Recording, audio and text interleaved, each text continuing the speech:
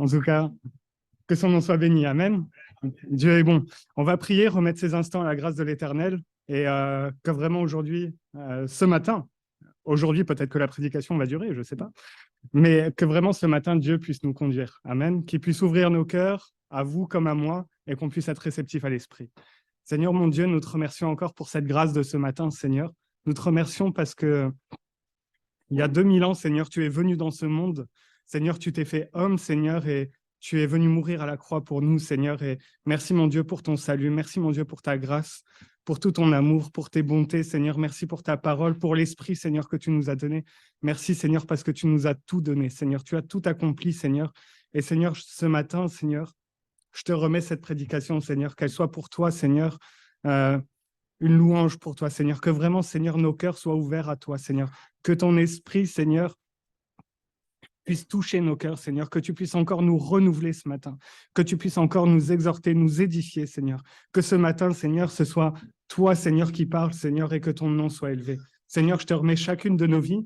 Seigneur, il y a le culte de ce matin, Seigneur, et je te prie encore que aujourd'hui, Seigneur, dans les repas de famille, Seigneur, dans les temps, Seigneur, que nous aurons autour de nous, Seigneur, que nous soyons une lumière pour toi. Seigneur, que ton nom soit glorifié, que ton nom soit béni, Père. Je te remets toutes choses entre tes mains, Seigneur, que ton nom soit béni. Amen. Amen. Alors, je ne vais pas faire de surprise, mais effectivement, ce matin, on va parler de la naissance de Jésus, parce que je pense que c'est un très bon jour pour s'en rappeler. Et on va aller dans l'évangile de Luc, et on va lire au chapitre 2, et on va lire 2 versets, les versets 6 à 7. Donc, Luc 2, versets 6 à 7. Alors, vous allez m'entendre un petit peu tousser. Je n'ai pas le Covid. C'est petite angine qu'il y a sur la fin.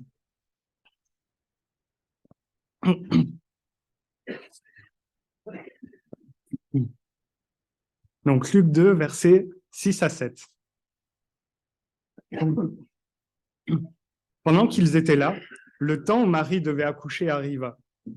Et elle enfanta son fils premier-né.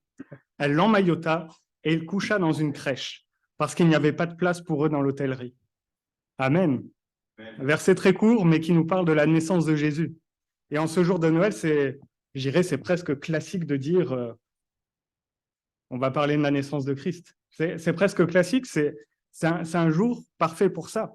Et comme le disait Fred, et je suis totalement d'accord avec lui, c'est très probable que Jésus n'est pas né le 25 décembre. Si vous connaissez des bergers qui sortent les moutons à moins 10 degrés, les moutons sont couverts, pas les bergers.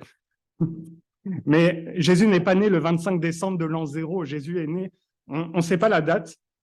J'ai envie de dire, est-ce que c'est important de la savoir? Là n'est pas la question. Mais j'ai envie de dire, c'est pas grave d'avoir la date exacte. Mais pour un monde athée, un monde qui se sécularise encore autant, pour un monde qui rejette en bloc la chrétienté, un monde qui veut plus entendre parler de la Bible, Jésus est devenu obsolète. C'est quand même beau de voir quand même ce monde qui met un jour férié parce que c'est Noël, c'est la naissance de Jésus. Même si c'est par tradition, le monde se rappelle quand même que le Sauveur est né, un Sauveur est né. Amen. C'est beau quand même de voir ça. On a plein d'approximations, on a plein de paradoxes dans ce monde. Ce monde rejette Jésus, mais aujourd'hui, les gens, ils se souviennent de Jésus. La France veut plus de laïcité, plus de chrétienté, et pourtant, sur le service public, on a la messe de minuit, on a la messe de Noël, etc. Donc, c'est quand même beau que, malgré tout ça, on se rappelle qu'un sauveur est né, que Jésus est né. Amen.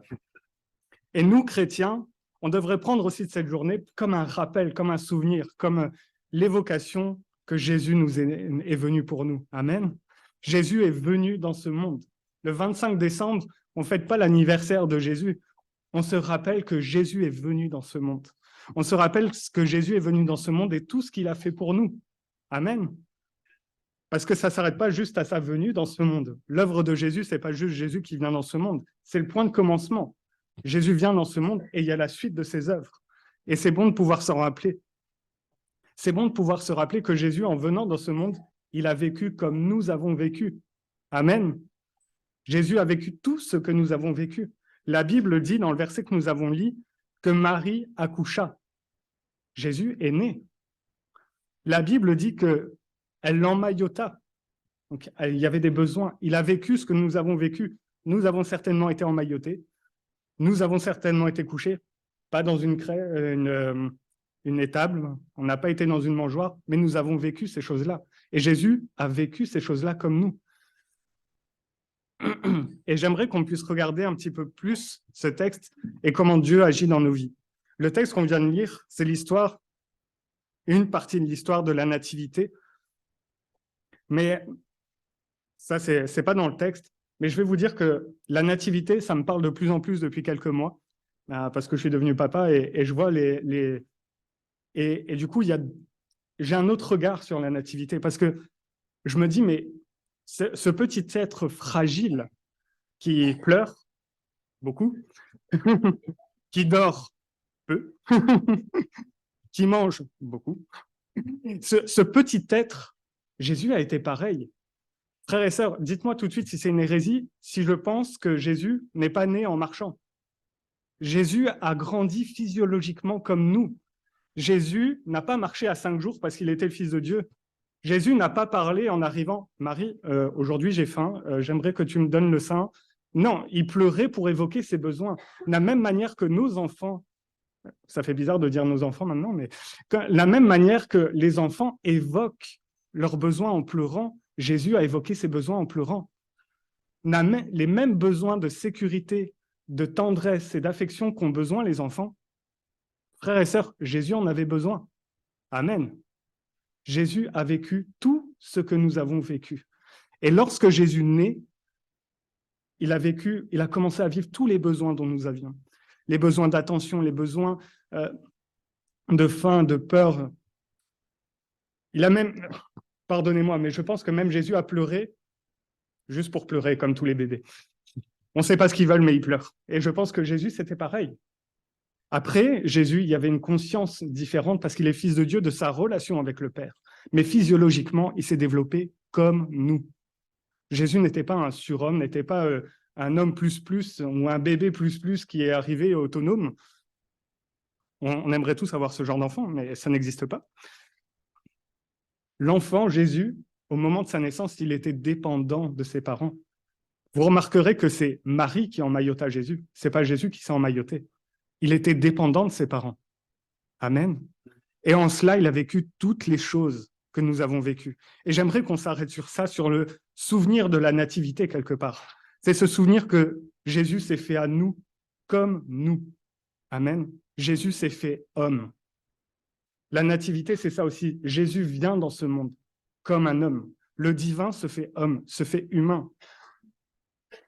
Et plus encore, lorsqu'on parle de la nativité, on voit Jésus qui arrive sur cette terre avec l'accouchement. Mais je crois que la nativité déborde encore sur une question plus importante. Et c'est aussi un rappel pour nous pour Noël. Jésus est venu sur cette terre. Pourquoi? Parce qu'il nous a aimés, parce qu'il nous a sauvés, mais parce qu'il a surtout obéi au Père. Jésus vient dans ce monde parce qu'il obéit au Père. C'est la première raison pour laquelle Jésus accepte de venir dans ce monde. C'est parce qu'il se soumet à la volonté du Père. Amen. Amen. Et du coup, il y a une question dans la nativité, c'est la question de l'obéissance à Dieu. Bon, c'est vrai que le mot obéissance au XXIe siècle, c'est pas très, très joli comme mot, c'est presque un gros mot, hein, mais ça fait partie de la nativité, l'obéissance. Amen. Jésus se fait Dieu, un tout petit bébé, fragile, né dans une étable au milieu des animaux. Dieu tout-puissant se fait fragile, tout petit au milieu des animaux. Blague à part, non, mais petite note à part. Quand vous allez à la maternité, aujourd'hui, on vous dit pas trop de visites. Jésus, il est né, il avait les animaux autour de lui. On n'a rien demandé, il y a les rois mages qui sont venus. Ils n'ont rien demandé, il y avait même les bergers qui sont venus. Peut-être avec les moutons. Mais à ce moment-là, Jésus est déjà vainqueur, frères et sœurs. Jésus, à ce moment-là, tout petit, tout fragile, il est déjà vainqueur. Amen. Jésus a déjà gagné. Et j'aimerais qu'on puisse s'arrêter déjà sur ce point. Jésus s'est fait homme. Amen. La Bible décrit dans plusieurs versets que Jésus divin, Christ, le Christ divin, se fait humain. Et ça a des implications importantes pour notre vie. Amen. Ça a des implications importantes pour notre vie. Que se serait-il passé si Dieu ne s'était pas fait homme? Je vous pose la question, c'est une bonne réflexion à se faire. Jésus, il s'est fait homme. Et comme je le disais tout à l'heure, il ne s'est pas fait en surhomme ou en homme plus, un homme plus développé que les autres, un homme supérieur aux autres. Il s'est fait homme. La Bible dit qu'il n'attirait pas le regard. C'était un homme comme vous et moi. Il s'est fait dans le commun des autres. Il s'est fait dans notre commun. L'homme que vous passiez à côté dans la rue sans même le regarder, Jésus s'est fait comme cet homme. Jésus s'est fait comme lui. Et Jésus était à la fois, il s'est fait comme un homme, mais il est à la fois Dieu et homme. Et dans son humanité, frères et sœurs, il a vécu comme nous. La même fragilité quand on était bébé, il l'a vécu. Les mêmes besoins, il les a vécus. La Bible n'en parle pas trop, mais j'ai un moment, même son père disparaît. Alors, est-ce que Joseph meurt et on ne sait pas à quel moment? Est-ce que Joseph part? On ne sait pas. Jésus va vivre tout ce que nous avons vécu, toutes les émotions par lesquelles nous passons, toutes les étapes de développement, tous les moments, tous les besoins, Jésus va les vivre un à un, les uns après les autres. Frères et sœurs, comme nous, dans toutes nos étapes, nous allons les vivre. L'enfance, il va vivre l'adolescence. Bon, il n'aurait pas été un adolescent comme nous, mais Jésus va vivre toutes ces étapes les unes après les autres. Jésus se fait homme. Et frères et sœurs, Jésus se fait homme. Pourquoi c'est important? Parce que pour que le sacrifice soit complet, Jésus avait besoin d'être homme. Amen. J'aime beaucoup cette citation qui est de Anselme de Canterbury qui dit « La dette est trop grande pour qu'un homme la paye. Dieu devait se faire homme pour payer la dette de nos péchés. » Amen. Aucun de nous pouvait la payer. Seulement Dieu, se faisant homme, pouvait la payer. Amen. Mais Dieu avait besoin de se faire homme pour la payer. Amen. Amen. Et le livre d'Hébreux donne une indication pour ce besoin. Pourquoi Jésus aussi a vécu comme un homme? Hébreux 4,15. Car nous n'avons pas un souverain sacrificateur qui ne puisse compatir à nos faiblesses. Au contraire, il a été tenté comme nous en toutes choses sans commettre de péché. Amen. Combien, où ailleurs pouvez-vous voir dans l'histoire de l'humanité, désolé, dans quelle religion pouvez-vous voir que Dieu se fait homme pour souffrir comme les hommes, pour se sacrifier pour les hommes et sauver l'humanité? Dans quelle religion? Ou ailleurs? Seul Dieu fait ça. Seul Jésus a fait ça. Seul Jésus peut faire ça. Parce qu'il est le seul vrai Dieu et il est le seul qui nous a aimés, qui nous a créés et qui veut nous sauver. Amen. C'est le seul qui peut faire ça. Et en plus, c'est le seul qui compatit à chacune de nos difficultés. Frères et sœurs, Noël, si on se rappelle de la naissance de Jésus, je peux me rappeler que dans chacune de mes difficultés, Dieu est là. Noël, c'est la naissance de Jésus. Et on lui a dit, tu lui donneras le nom de Emmanuel. Dieu est avec nous. Frères et sœurs, Dieu est avec vous. Dans chacune de vos difficultés, Dieu est avec vous. Dans chacun des moments difficiles dans lesquels vous passez, Dieu est avec vous. Des fois, on se dit, mais moi, c'est trop dur pour moi, j'arrive pas, mon cœur est dur, mon cœur s'est endurci. Frères et sœurs, Dieu est avec toi. Laisse-le toucher ton cœur. Laisse-le toucher ton cœur. Laisse la parole toucher ton cœur. Que vraiment, Noël soit un moment où nous nous rappelons que le Saint-Esprit vient comme humidifier nos cœurs durs pour pouvoir faire grandir l'œuvre de Christ dans nos vies. Amen. C'est un moment où Christ se rappelle à nous. C'est un moment où Christ nous rappelle tout ce qu'il a fait pour nous, qu'il compatit à toutes nos souffrances parce qu'il y est passé à travers. Et qu'il n'est pas seulement passé à travers, à la croix, il a pris la somme de toutes nos souffrances et il les a portées. Amen. Il a pris toutes ces choses et il les a portées et il les a vaincues. Et il nous donne la possibilité d'aller plus loin. Amen.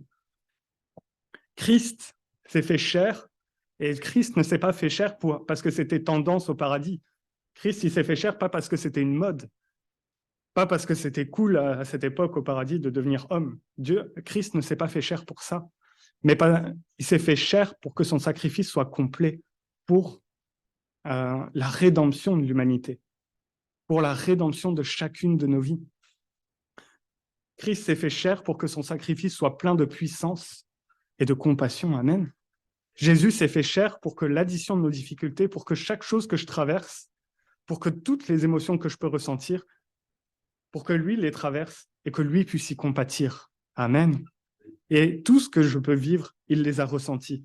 Les difficultés, les douleurs. Des fois, on a l'impression, c'est trop dur, j'y arriverai pas. Jésus, à un moment, s'est dit, Seigneur, c'est trop dur, je ne peux pas. Que ta coupe s'éloigne, mais que ta volonté soit faite. Amen. Il a ressenti toutes ces choses-là pour qu'il puisse m'accompagner, pour que ce ne soit pas juste un Dieu qui est loin, auquel je dois juste une révérence, mais un Dieu qui est proche de moi, un Dieu qui est avec nous, le Dieu qui est avec nous. Amen.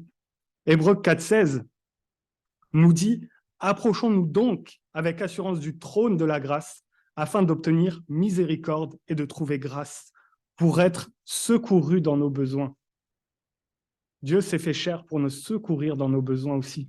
Amen. C'est ça aussi l'histoire de la nativité. Dieu se fait chair pour nous secourir dans nos besoins. Amen. Noël, ce n'est pas juste une fête, c'est le moment où je me rappelle tout ce que Christ a fait pour moi. Tout ce que Christ a fait pour moi. Christ s'est fait chair pour que nous puissions nous approcher de lui avec confiance et ressentir sa compassion dans notre humanité. Amen. Jésus ne s'est pas dit « je vais faire comme les humains », mais c'est plutôt Dieu qui a décidé de nous sauver et qui a envoyé son Fils, et Jésus a dit « oui, envoie-moi ». C'est ça Noël, c'est ça là aussi l'histoire de Noël. Amen. Jean 3,16, « car Dieu a tant aimé le monde qu'il a envoyé son Fils. » Mais quand il a envoyé son Fils a dit « oui, j'y vais ». Il a obéi. Il y a aussi l'obéissance dans la nativité. Amen. Vous savez, frères et sœurs, la vie éternelle, c'est ce que Dieu veut nous donner. La nativité, c'est Dieu qui vient restaurer notre vie pour que nous entrions dans la vie éternelle. Et la vie éternelle, désolé, mais personnellement, je ne crois pas que ça commence au son de la trompette. Au moment où on va tous être enlevés, comme un coup de baguette, on aura à l'instant la vie éternelle. La vie éternelle, elle se vit déjà maintenant, mais pas encore totalement. Mais elle se vit déjà maintenant. La vie éternelle se vit déjà maintenant. Jésus, au moment de ta rédemption, il te fait entrer dans la vie éternelle. Parce que la vie éternelle, frères et sœurs, c'est le moment où Jésus commence un travail de rédemption de ta vie, une rédemption de ton corps, une rédemption de ton âme, une rédemption totale de ton être. Au moment du salut, tu es entré dans la vie éternelle. Et on y rentre tous les jours un peu plus, chaque jour où je persévère avec l'Esprit. Il me régénère, il me renouvelle pour que ma vie soit restaurée. Et la vie éternelle, c'est le moment où je suis dans le shalom, où ma vie est totalement restaurée, que je suis dans la paix du Seigneur. Amen.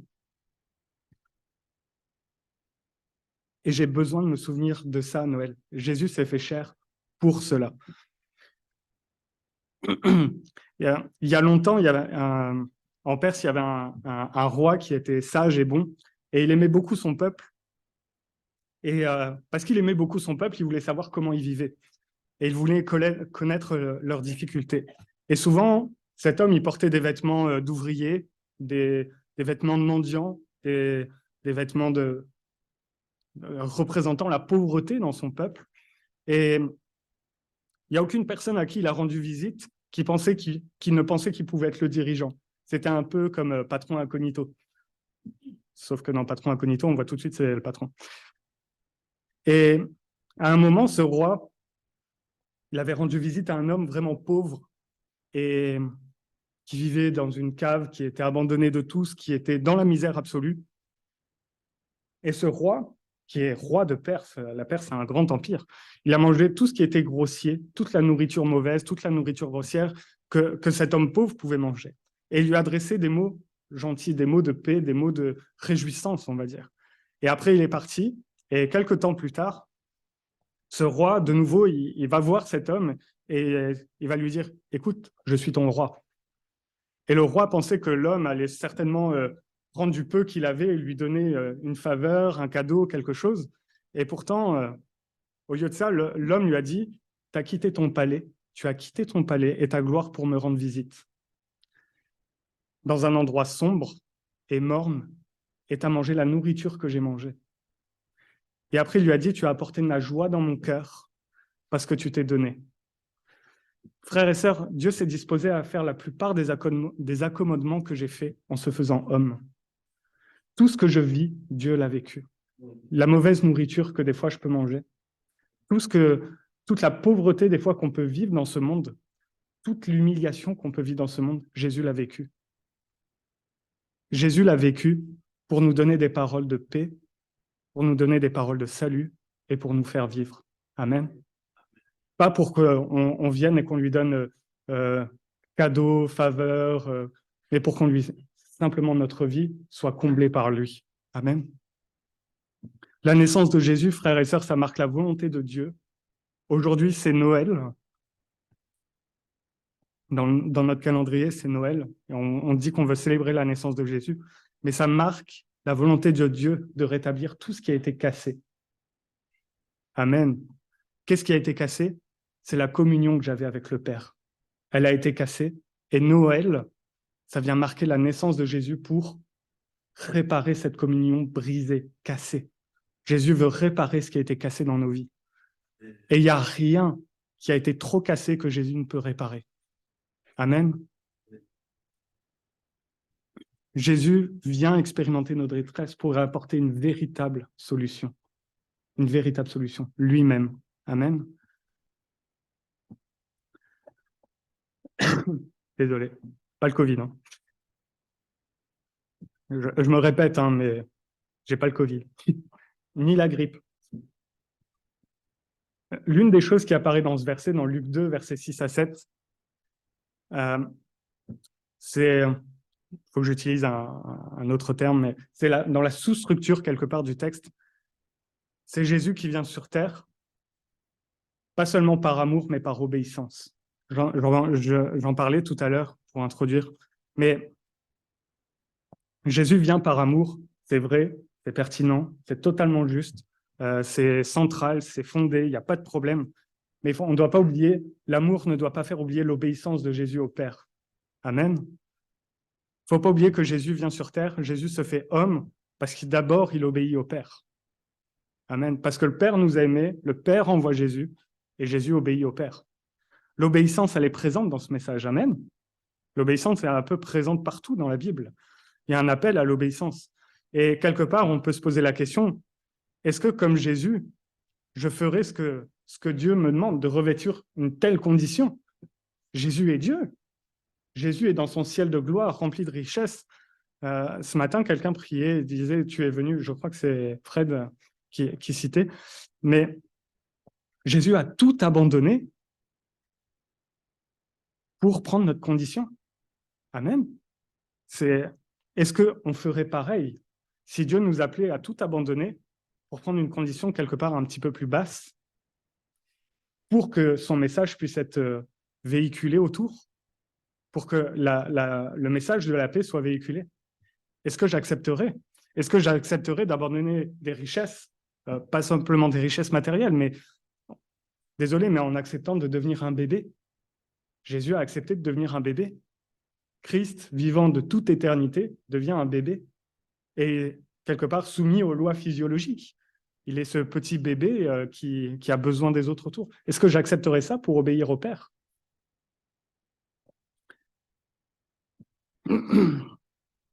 Accepterions-nous d'obéir au Père, d'être en accord avec sa volonté, avec toutes les conditions que Dieu mettrait?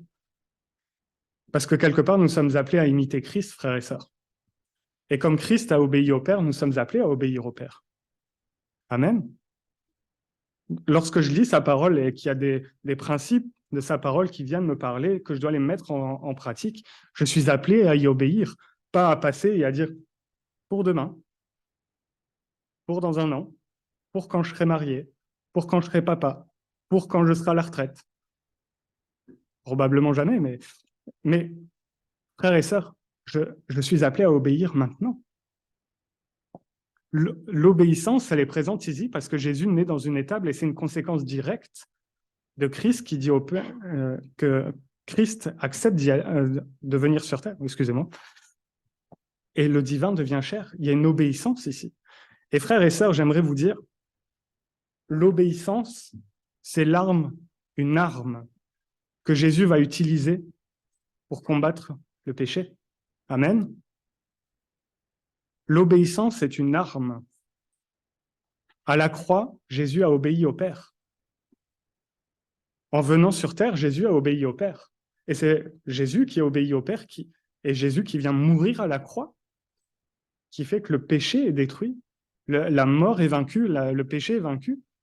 C'est parce que Jésus a obéi au Père. Amen.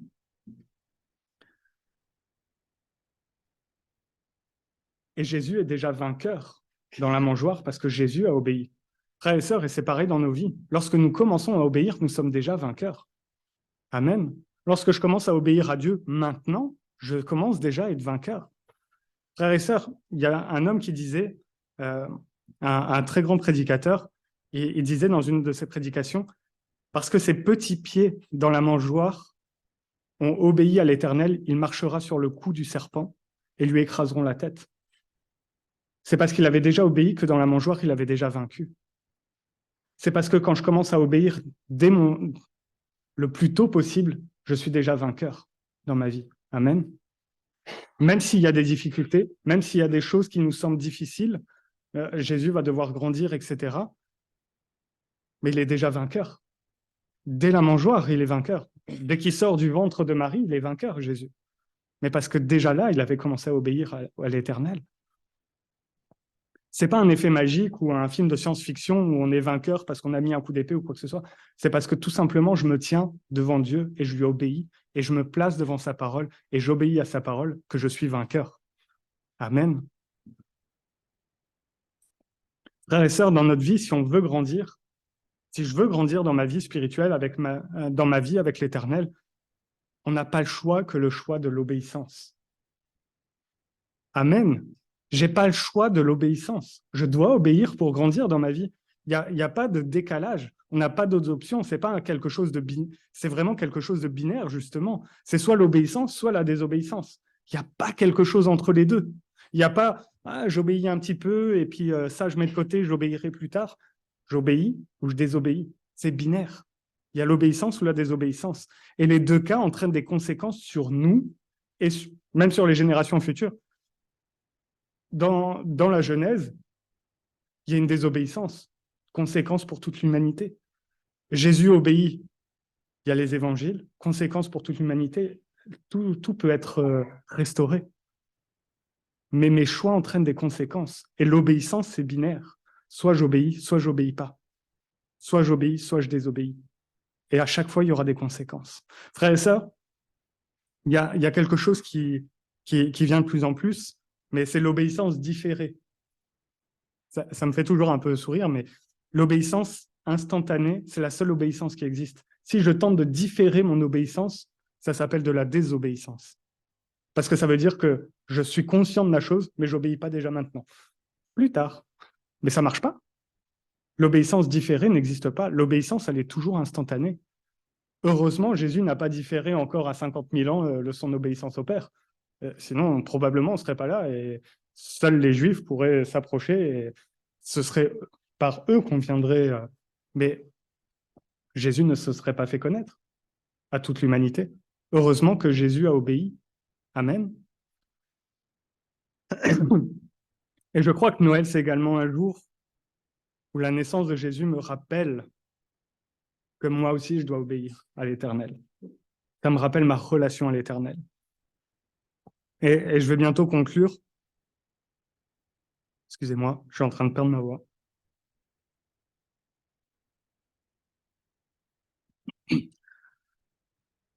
Je disais, l'obéissance, c'est une arme. Dans 2 Corinthiens 10,5, le verset dit « Nous renversons les raisonnements et toute hauteur qui s'élève contre la connaissance de Dieu. Et nous amenons toute pensée captive à l'obéissance de Christ. Je suis vainqueur en Christ lorsque je suis un disciple obéissant à Christ. Je ne serai jamais vainqueur en Jésus si je n'obéis pas à Jésus. Je ne serai jamais vainqueur en Jésus si je mets Jésus de côté ou si je diffère mon obéissance. Frères et sœurs, c'est impressionnant que ce soit marqué dans l'Épître aux Corinthiens, parce que l'Église aux Corinthiens, c'est une Église qui vit tous les dons de l'Esprit. Mais Paul le rappelle, certes, c'est dans la deuxième épître, mais Paul le rappelle, l'obéissance, c'est ça ce qui compte. Toute pensée captive doit être soumise à l'obéissance à Christ. C'est pas les dons qui comptent, c'est pas la manifestation des choses qui comptent. C'est simplement mon obéissance à Christ, la manière dont je vis avec Christ. Amen. C'est la manière dont je vis jour après jour avec Christ. C'est la manière dont j'obéis à la parole de Dieu pour faire la volonté du Père. Amen. C'est pas le nombre de miracles qui se passent dans ma traînée qui auront un impact. C'est mon obéissance à Christ. Amen. Les gens aujourd'hui sont plus étonnés de la manière où nous sommes soumis à la parole de Dieu que par des miracles aussi qui se passent. Je pense que le premier miracle qu'on devrait montrer aux gens, c'est comment Jésus restaure notre vie. C'est ça qui aura le plus d'impact. À Noël, je veux être quelqu'un qui montre que ma vie est restaurée par Jésus. Pas quelqu'un qui veut multiplier la dinde ou multiplier je ne sais pas quoi, mais que vraiment ma vie soit totalement restaurée par l'Éternel et que j'obéis à l'Éternel, que j'ai une vie obéissante vis-à-vis de l'Éternel. Et je pense que ça étonnera de plus en plus. Ça étonnera de plus en plus les gens autour de nous parce que ça devient très compliqué d'être un véritable disciple, d'être un véritable chrétien aujourd'hui. Amen. Et je vais conclure. Aujourd'hui, on va tous avoir une pensée que c'est Noël. Soit parce qu'on fait les fêtes en famille, soit parce qu'il y a quelque chose qui nous le rappelle à la télé, soit parce qu'il y a un festin, soit parce qu'il y a des cadeaux, soit parce qu'il y a les enfants qui sont là et on veut des cadeaux, on en veut plus, on veut encore des cadeaux. Pourquoi c'est fini les cadeaux? Moi, elle fait que pleurer, donc ça va. Mais on va tous avoir une pensée pour Noël. On va tous se dire, mais Noël, Noël, Noël. Mes frères et sœurs, revenons à l'essentiel. Noël, ça nous rappelle la naissance de Jésus. Alors, c'est peut-être pas l'anniversaire exact, mais ça nous rappelle que Jésus est né. Et quand Jésus est né, c'est parce qu'il s'est fait comme nous, pour nous sauver. Et qu'il nous a donné un chemin à suivre. Alors que vraiment, aujourd'hui, Noël, ce soit vraiment un rappel de ma vie, dans ma vie, que Jésus est né, que Jésus m'a restauré, que Jésus peut me restaurer, et que pour qu'il me restaure, je dois faire un choix, c'est un choix d'obéissance à lui. Amen. Que son nom soit béni.